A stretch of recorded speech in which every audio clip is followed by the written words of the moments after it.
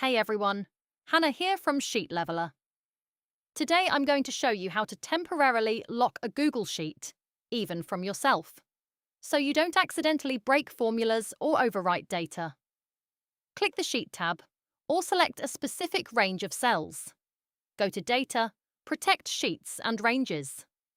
Click Add a Sheet or Range. Choose Sheet to lock the whole tab, or Range for specific cells. Click Set Permissions. Choose Only You. Click Done. Now the sheet is locked. Even you can't edit it without removing protection. Let me show you how to remove it. Go back to Data, Protect Sheets and Ranges. Click the protected item. Click the trash icon to remove protection. Make your edits. Then turn protection back on. That's it. A simple way to protect your sheet from accidental changes and lock it when you're done working. Check the description for the quick steps. Hit like if this helped, and subscribe for more sheet tips.